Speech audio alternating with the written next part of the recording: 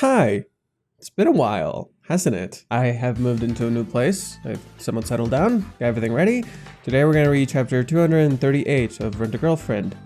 And I know I didn't make a reaction video for chapter 237 because that came out like right as I was moving.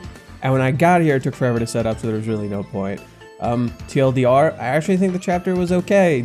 People saying nothing happened, but I think it was a really good easy chapter. And I can get into it more in a later time. But for now, let's get into this chapter and react to chapter 238. And I'll probably give my first impressions and all that shenanigans. With that being said, hi, I'm Fate, and let's mosey. Okay, oh yeah, they were about to talk to each other. Let's see, an unexpected, so they overlap completely. What was Mizuhara trying to say? What is it? What about you? What were you saying? Were you saying something? Never mind that. You go first. Put him on the spot, but fair. I was thinking, why don't we hold hands? Hands!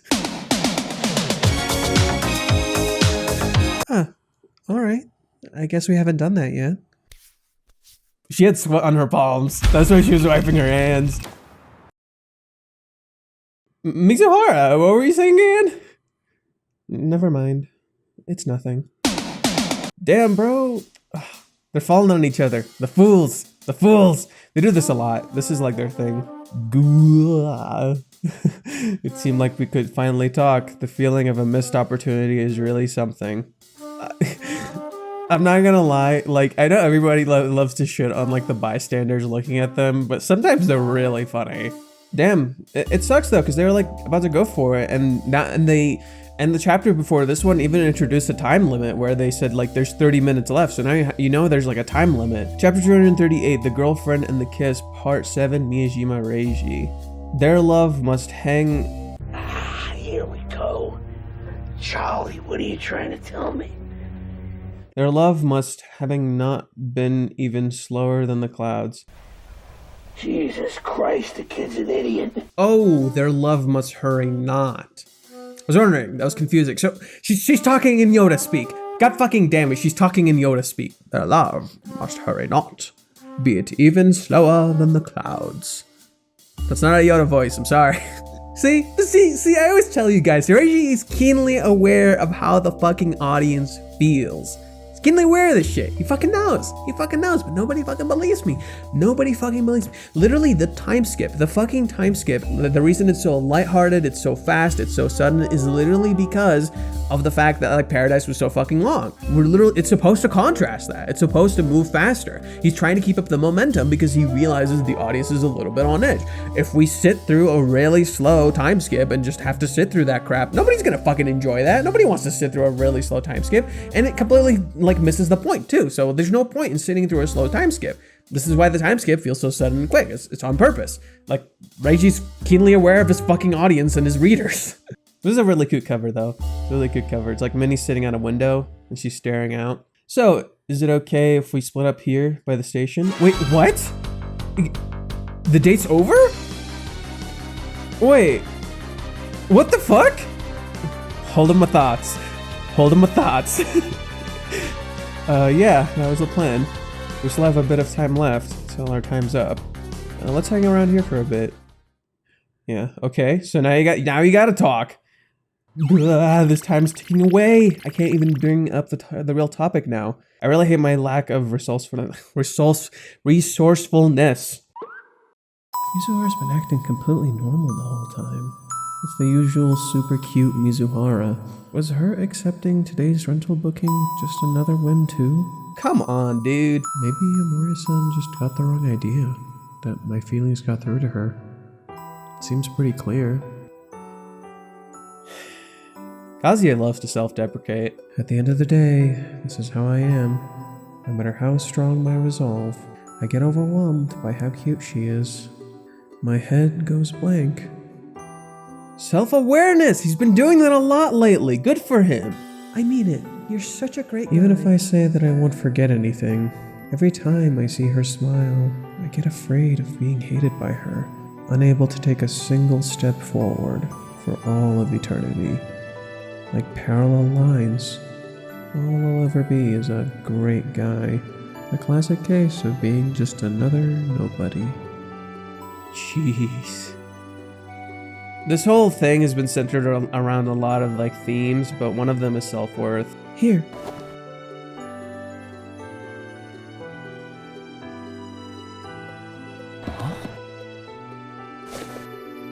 It's chocolate.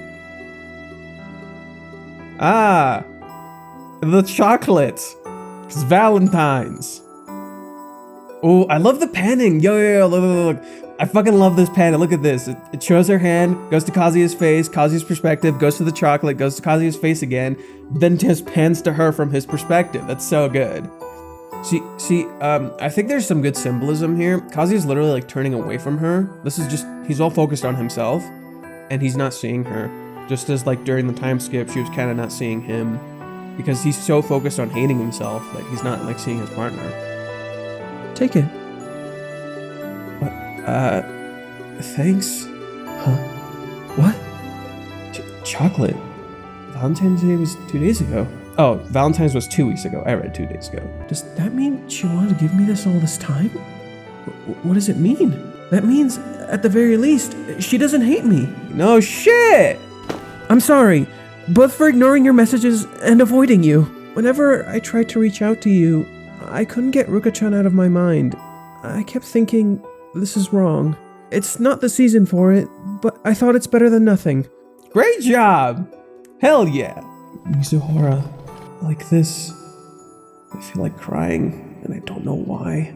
So, well, it's an apology? I keep coming back with just apologies. Now's the time! It's now or never! I heard from you, Mori-san, that you're trying to be considerate of Ruka-chan, so it's fine. You're totally in the clear. If anything, I'm the one who's been causing you nothing but trouble, to the point that I wondered if you were depressed, so I was a bit relieved when I heard about it. I thought to myself, I needed to make a real apology one more time, about the whole thing. I wanted to talk it over for real, one more time. I know there was that thing at the beach, and you did that to cover for me. I get that I'm in no position to say something like this to you, and I know it's hard for you to give me an answer from where you sit. But you know, I can't help but think that maybe that kiss was more than just professional. I want to ask you straight up, does it mean nothing more than that? Yamori-san tells me you've got a lot on your mind, and it's not like I had to hear you answer right away. But back then, I wasn't lying about my feelings. Oh, well, look at the time. Thanks for the day. I'm looking forward to the chocolate. I had a lot of fun seeing you after so long. Oh, you idiot, deal with it. What is this? I can't take it. My hands are shaking. My legs are wobbling. I'm taking everything I've got just to stay upright. Why am I about to cry? I can't hear Mizuhara's answer in such a state. I'm barely able to keep up appearances as it is. Oh, this is enough for today. I was able to tell her what I needed to. I was able to do it. I was able to tell Mizuhara about my feelings. Wait. Huh? I'll tell you everything if you'll let me. Next time, opening up. An unexpected opening up right after an apology. Whoa, of course you can. Good chapter. Good chapter. Like you can tell there's like a sense of formality that they have to kind of maintain just because of their current situation, but it's like it's slowly like crumbling just because of how it's being presented. I kind of like that. Also, this line, the moment I read it, something about it like clicked to me. I'll tell you everything if you'll let me. And if you'll notice, Kazuya tends to not let her because he fucking walks away. And basically, everything that we're seeing with Kazuya here, in some ways, is kind of mirrored by Chizuru. But what Kazuya doesn't realize is he has just as much of an impact on the story as she does. He just doesn't see it at first glance. The point of the dialogue between these two is specifically designed to highlight how they do not understand the full impact that they have on each other. For example, Chizuru understands that because she ignored him for 3 months, she hurt his feelings. She really hurt Kazuya's feelings in all of this. However, she does not completely understand the fact that Kazuya's self-worth is somewhat impacted by Chizuru's actions and how she acts around him. The dialogue between them directly hints at this. Kazuya doesn't fully understand the fact that her self-worth is directly impacted by some of his actions and the things that he does, such as keeping Ruka around and things along those lines. Just as Kazuya doesn't understand this outright, when Kazuya verbalizes himself to Chizuru, she doesn't completely understand that he puts some of his self-worth as a byproduct of some of her actions too. This is important in relationships, learning to understand this stuff. This is the point of this dialogue, the fact that these characters are both a mystery to each other. This is why the dialogue here is so important. There's a great deal of subtlety in how it's being executed. That's 100% intentional by Reiji. He's doing this to highlight slight dissonance between these two and what needs to kind of change, that they need to start verbalizing themselves to each other completely. So for example, Kazuya telling Chizuru about his feelings here isn't just about telling her his feelings. It's about self-acceptance. It's about him understanding that. It goes a little bit further than that. And he straight up confesses, like, Kazuya did the thing, like, it's out there, like, there's no buts, ifs, or whats. Like, he made it 100% clear, like, these are my feelings for you. I wasn't lying. I said everything I wanted to, and that's great. So I really like that. And then again, you see Chizuru with her face kind of shown in the light. That's, again, Reiji loves to utilize lighting in his storytelling, and this is a common theme with him. He does this a lot, where, for example, you see this, where Chizuru gives him the chocolate, and she says, take it, and you see kind of hidden in shadow, and it's because this is all, like, she doesn't know what Kazuya is, like, going through here. She knows she has an impact on Kazuya, but she doesn't know, like, Kazuya's insecurity of self-worth and all of these things directly. And I think after this date, they'll definitely like have some time with each other to just kind of talk it out and sort out their feelings. And I don't think they'll immediately start going out or anything like that. Like, I don't think so. This seems like we're easing into a relationship rather than like jumping headfirst into one, which is a lot smarter. Like, that just works better for relationships. But yeah, that's just kind of like what I wanted to say. But like, see, like little stuff like this, where it's like they're holding hands, and it's like you saw Chizuru beforehand trying to hold hands. Kazuya was trying to get an answer out of her, but she hesitates too, doesn't she? She does the same exact shit that he does. They both do this. And also, I don't know why, like last week when I was like looking it up, people were like going off with the goo, the goo. I don't know. I think these are hilarious. This just seems like totally in Kazuya's character. And of course, like look at these couple, and this guy's just like staring at Chizuru. Minnie's sitting at the window, and it's like Minnie waiting. She's like, these dumbasses, and it's kind of like us. It's kind of like us. That's kind of why I like this cover. It's just like the sky, and it's Mitty sitting at the sky. And these covers have been getting rather creative. I've been saying that I think almost every week, but I really like them. They're very, very creative. We get another gua. Gua. At first, you're like, oh, the date must be like fairly long. We'll be okay. Another hour and 30 minutes already passed. And that's kind of in a way kind of tied into, like, that's just one facet of it, but that's in a way tied into the time skip itself and how they essentially lost all of this time with each other. A lot of people were saying like, oh, the time skip has no meaning, has none of this stuff.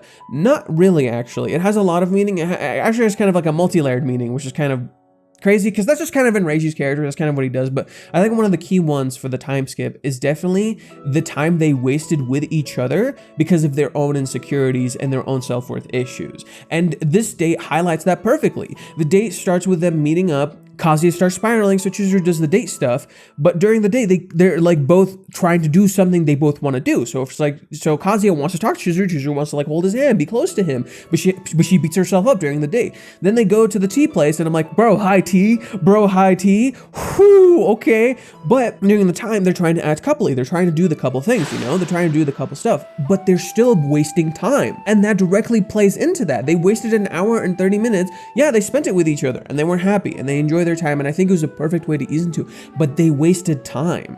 And that time that they lost, they could have spent talking. They could have spent interacting with each other. And in some ways, both characters realize this. And so while Chizuru is the one like taking the immediate action, she's not the one dictating the pace. Kazuya is. And Kazuya doesn't realize that he is. Like Chizuru is just kind of like opening the gate. Chizuru's like, here, I'm gonna open the gate, but I need you to work with me. And Kazuya is not doing that. That's kind of one of Kazuya's issues, is that during this time skip, well, most people don't realize, like, sure, Kazuya fell apart on himself, but that was partly his fault too. He had other options, he had other ways, but he made it hard for her to talk to him. And this happens during Paradise, this happens for most of this stuff. This is something they need to start learning, that they need to know how to interact with each other. So in this, he could have had other options. He could have used Minnie sooner. Minnie was only gone for a single month. He could have used her sooner. Even Minnie tells him, it's like, dude, it's clearly you. When we see him after after the 3-month time skip, like Kazuya seems somewhat fine. He's able to answer the door, he's able to be himself, he's somehow still able to pay for his apartment, he's still able to keep up with his rent, which by the way makes me think that the depressing thing, that was only for like 2 weeks, because Minnie kind of points that out when we start, is like, she kind of says like, you look like you haven't showered in 2 weeks, which kind of indicates that it was only 2 weeks, and it would explain pretty much how the time skip itself functions, where he kept up with everything up until a certain point, and then it fell apart. And then with this, it's like, it's kind of the same thing. Kazuya had other resources, he just didn't use them. And it's specifically because it's about him.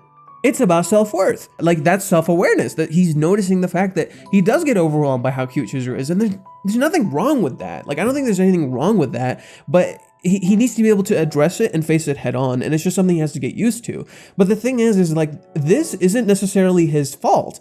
At least I personally think. I don't think this is necessarily his fault, because it's been 3 months, he hasn't seen the girl that he loves for 3 fucking months, and the fact that he's getting excited about seeing her and how cute she is and how she's all dressed up, because she's like fucking dressed up, like she's fashioned out. She looks, let's be real, she looks fucking great. He looks great too. And so when you're seeing the person that you love, you get fucking awkward. She did the same thing. She's probably thinking something really fucking similar. It's like, I get nervous by like how attractive he is. Like, it throws me off, because when you're in love, you fucking like go goo goo gaga, like my eyes are like fucking tinted and I'm just seeing pink. Like, it's the same for her. And like, when you're seeing all this, it's kind of sad, but it's also like him self-reflecting. And like this line, damn, the way it's paneled fucking kills me. And then he gets the chocolate, and it's like, it's classic Reiji, because what Reiji loves to do is like, he always pushes the characters in a sort of like temporary down, or he puts characters in a very low, and then he reverses it with a quick high.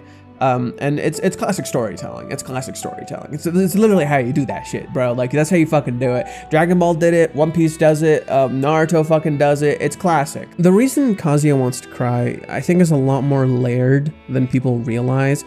He's not just crying because Chizuru gave him a chocolate and apologized for the whole thing. There's another layer to this, and it's simply that, like, all these things he's thought about himself, the fact that he's worthless, the fact that he's just a great guy, the fact that he's not good enough, the fact that like she hates him because of just who he is or because of what happened in paradise. When all of these things are shown to him that they're wrong, he wants to cry, because it's essentially him realizing he has a sense of self-worth. He's not just these things that he thinks he is. He's not just these things that like the people around him tell him he is. He's more than that. And in this instance, just Chizuru saying this, just Chizuru saying all of this stuff to him, makes him see that. And that's kind of directly tied into one of the key themes of this, and it's like directly about how environments kind of impact that. And I know it's not spelled out, but that's always been the case.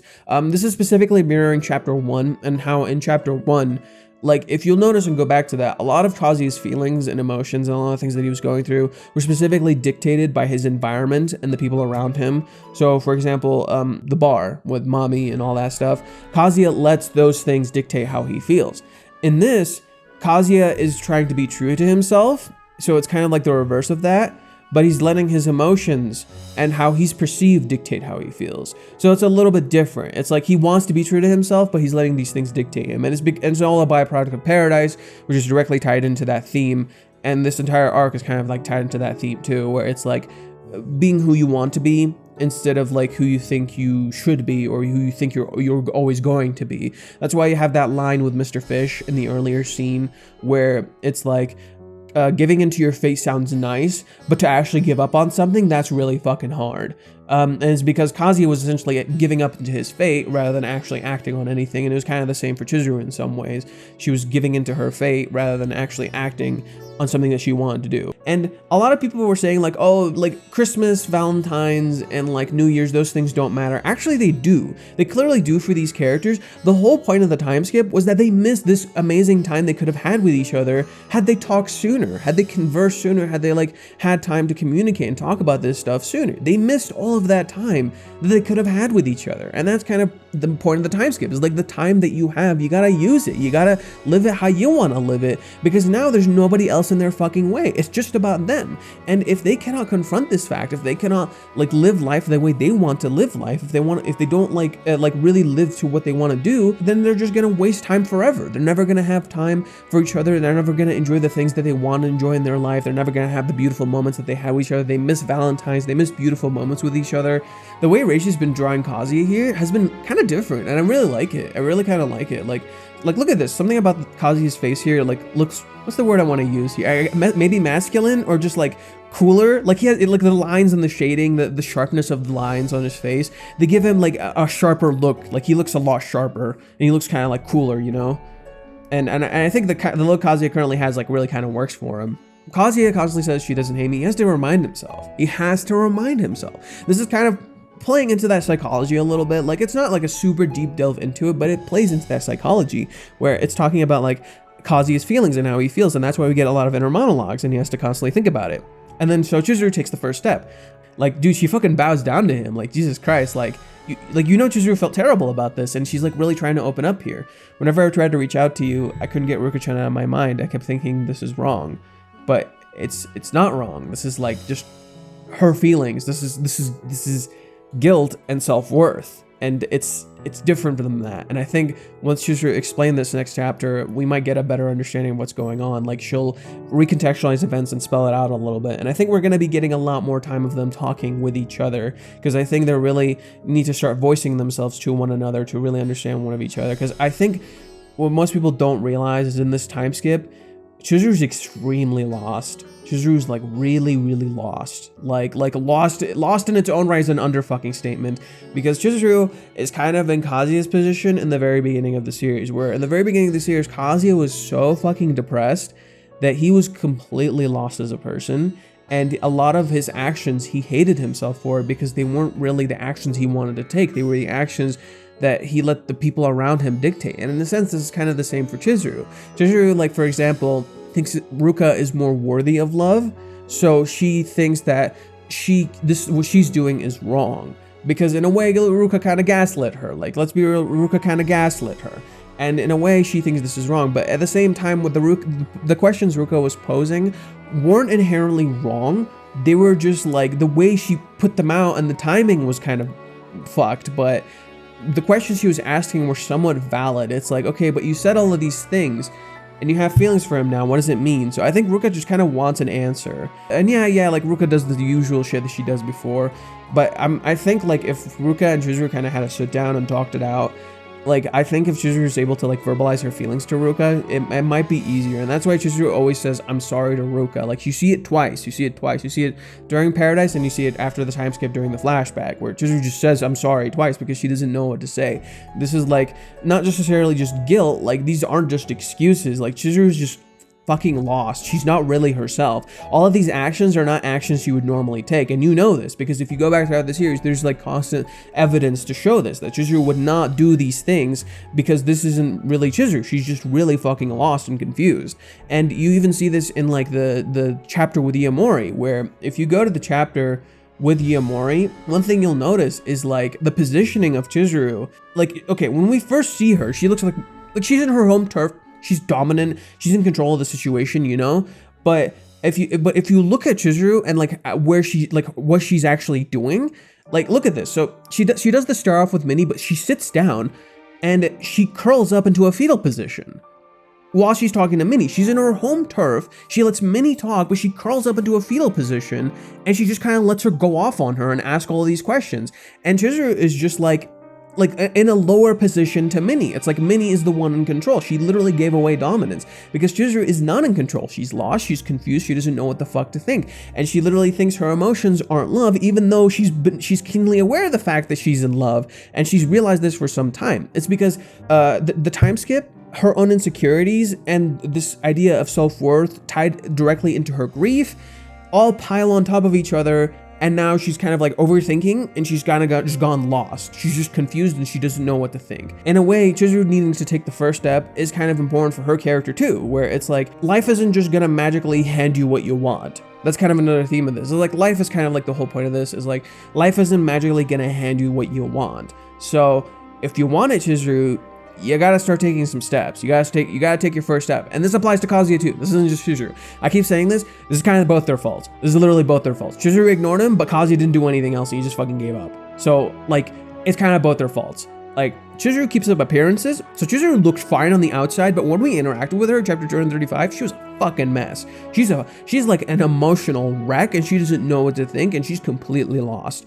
And it's clear that's like literally what's going on with her. Like Kazuya's kind of like the reverse of that. Kazuya is just like choosing to be a mess, while Chizuru is actually a mess. Like Chizuru is a mess on the inside, but looks like fine on the outside. Kazuya is a mess on the outside, but he's actually totally fine on the inside. Because when you see him, he's able to answer the door, he's able to interact with Minnie, he exaggerates his fucking, like everything he's saying is somewhat exaggerated. He's like freaking out and dooming and doing all this shit, but he's actually fine. He's actually fine. He's literally just choosing to live like this. Like, he's literally choosing to live like this. That's why, like, the scene is presented comedically, while when you go to Chizuru, the scene is a lot more serious and a lot more, like, the tone is completely different. It's because Kazuya actually isn't a mess, while Chizuru is a total fucking mess. And this is just something they've kind of done to themselves. And this is something they need to start realizing and become more aware of. Kazuya starts getting some self-awareness during chapter 236, where he's like starting to become aware of the fact that he's doing this to himself. He's being that dumbass. So in this is kind of what's important here, where it's like Kazuya starts dooming, but Chizuru needs to take the first step, because in a way it is also kind of for her. Like she needs to start confronting her issues, because they're not going to just magically solve themselves. Kazuya isn't necessarily always going to move. And the thing most people don't realize is that these mental problems, they literally rob you of your personality by fucking nature. That's literally what they fucking do. That's the point of depression and that shit, is like they literally rob you of your fucking personality. Why do you think Chizuru is so drastically different in this entire time? Why do you think she's acting so fucking different from like the usual outspoken Chizuru? It's not just because she's in love, it's because she's actually fucking depressed, lost, and confused, and she needs help. Chizuru's been acting completely different in this entire time, and nobody seems to pick up on that fact, and that we're progressively like showing more and more of that. And it's the same for Kazuya. The Kazuya that we see in the beginning of the series is not the real Kazuya. The real Kazuya comes out from underneath when he's put under pressure, or when the people he loves are being attacked. But like the Kazuya that we saw in the early parts of the series wasn't the real Kazuya, and Chizuru saw those things. Chizuru was able to see these things, that wasn't the real Kazuya, that he was having a struggle with who he wanted to be. And this is exactly what's happening with Chizuru here. But in both instances, it kind of came down to what they wanted to do. If they wanted to be true to themselves, they had to make that for themselves. And so we're kind of showing how Kazuya is kind of at an impasse with his character, where he's starting to kind of slowly embrace his own worth as a person, but at the same time, he's still hesitant and has to double back a little bit. When he doubles back, he puts his partner on edge. And that's kind of important. He's to start realizing that when he does this, he's actually putting his partner on edge. By constantly bringing up things such as the rental or positions or all of that stuff, he's reinforcing that stuff. And it's kind of important that they get rid of that. But now that the rental date is over, they can actually have a conversation and talk, which is great. I think that's also great too. It's like now they're going to talk without like any barriers. The barriers are just gone. So it's just them needing to sit down and talk and just communicate, or stand up and talk. They're probably going to stay standing. You're about to cry because you're doing the things that you want to do. You fucking shit. It's hard. It's hard making the choices that you want to do. But it's in the end, it's the choices that really matter that are the hardest and make you feel this way. I'm really excited for the next chapter, honestly, because I think we're going to get a lot of explaining. We're going to get a lot of exploration to Chizuru's character. And I'm going to try to make a video. I've been working on a script this entire time. Like, yeah, I've been busy with moving and shit, but I've had some time to write and like set some stuff up. So hopefully I'll be able to put that video out before next chapter, so that way you guys kind of get a little bit of a better perspective of what Reiji's trying to do here, because I think everybody's kind of missing the point of what's happening right now. Reiji loves to utilize fashion very commonly in his storytelling. And so for example, if you look at Kazuya, he's wearing a jacket, he's wearing a white shirt underneath and a black pants. And it's pretty simple, it's pretty straightforward, yeah? But the jacket is like open like this. Like when we see it, it's like really open like this, and it's like symbolic of how he's putting himself out there. But then he has a scarf around his neck, a really thick black scarf around his neck with like layers on it. And the layers are like kind of like Chizuru's, where it's a box pattern. And he has it around his neck because that's like how he feels, how uncomfortable he feels. But it also shows like the power that she kind of has over him. While with Chizuru, she's kind of like the reverse of Kazuya, where she's wearing like a short skirt, she's wearing a white top just like him, and she has the big coat jacket on top of her. And the big coat jacket is the same pattern as Kazuya's scarf, They're essentially supposed to be mirroring each other and the impact they both have on each other. Chizuru has like a deep hold on like Kazuya's heart, while Kazuya just kind of has a weight over Chizuru, has a literal weight over Chizuru. Does that make sense? So that's kind of what Reiji's doing here. And so Chizuru also has like a little thing here, but this part of Chizuru's clothing is about her. It's her character. So when you see her do this, she's literally like, okay, I'm gonna open up. I'm gonna open up now. I'm gonna open up now. So that's literally what that's supposed to be. It's like Chizuru's like, okay, I'm gonna take off the scarf. I'm gonna open up now a little bit. And so when she says, I'll tell you everything if you'll let me, you gotta let your partner talk, bro. Communication's so fucking important. That's kind of the thing I enjoy about Reiji's writing. It's like the more I read into it, the more I explore it, the more layers I see of what he's trying to talk about. Reiji really cares about his characters in his writing. He really loves to break down the characters and really explore them. He's not just writing shit for the sake of writing shit. Like even the time skip, I know a lot of people are like really caught off guard, but one thing you'll notice is that the time skip was utilized extremely well for what it was after Paradise, where Paradise was like a 2-day, 40-part like arc, where it was really long. Like it was really fucking long for 2 days. It was like Namek. It was literally, if you've watched Dragon Ball, it's literally fucking Namek. There's a lot of stuff happening with each chapter. Each chapter is like layered with information, and there's a lot happening at once in that small time frame. While with this, complete reversal, where it's like they literally skip 3 whole months in a single fucking chapter. It just happens. Half of that shit's not fucking explained, and basically you have to work it out through implicit information that's given to you. And as we continue through the chapter, more information is revealed to us slowly, bit by bit. Reichi's clearly avoiding information on purpose, but we have enough information to figure it out on our own if we pay attention. I don't think the time skip is completely unwarranted, and I think it completely fits in with the themes of what's going on, especially considering one of the coolest things that I noticed is that if you go and check the date with Kazuya when he starts this date, it's March 1st. March 20th is the beginning of spring, and it also happens to be like around the time of the sakura flowers. So if you've been keeping up with my theories, the whole point is that Reiji's using the seasons to invoke the theme, where pretty much spring is symbolic of new beginnings. It's oftentimes symbolic of new beginnings and transformation, which is pretty much what's going on with these characters right now. They're both like essentially slowly transforming. You're reaching the end of winter, which is where the Kana are right now, and winter is like, Reiji used it to be symbolic of the fact that it's like the hardest time in their relationship. It's like the time where they really, really struggled. They went through a lot of shit. They went through Paradise. They went through the communication struggles they had, and then they had that entire time skip where they missed all this time with each other. They fucked up and they like both hurt each other. And then you get here where it's like, now it's like spring is really close. It's like a good 19 days away. It's pretty fucking close. And when they reach spring, it'll be like the time where they really transform and they probably get into the relationship. And if you'll notice, spring also happens to be the first season of the actual anime and is utilized commonly in the opening. The opening, you see sakura flowers like come on, and they transition into the opening itself, because spring is literally symbolic of those things. Sakura flowers themselves are also symbolic of another thing. They're symbolic of life, because basically the sakura flowers only last for about 2 weeks in total, and then they die. And that's kind of the whole point, is like life is short, life is ephemeral, so you gotta make use of the time you got. It's showing how like beautiful life is, but how short it is.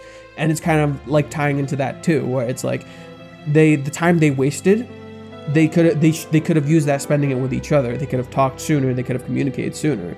And that was kind of the point, is like they wasted all this time they could have had with each other that they could have spent with one another communicating and talking. So I think my big theory is that, yeah, they might not get together right away. They might need some time to figure out their feelings and thoughts, but they will be communicating it with one another. You know, like a healthy fucking relationship.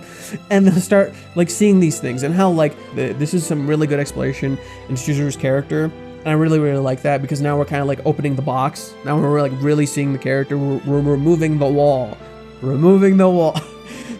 So yeah, and I think by spring, by when the flowers bloom, we'll get this scene. We'll pretty much get this scene. And that's what I'm excited for. I'm really excited for that. That's the thing I'm really looking forward to with all of this, where I really think by the time we reach spring, we're gonna get to this. So this date is like a nice story to slowly get them into opening up and communicating with one another, because just seeing them happy with each other, it was kind of nice. Like just seeing them talk and happy with each other was just honestly kind of nice. And then we're gonna slowly transition into them communicating, talking some more, just having some time alone.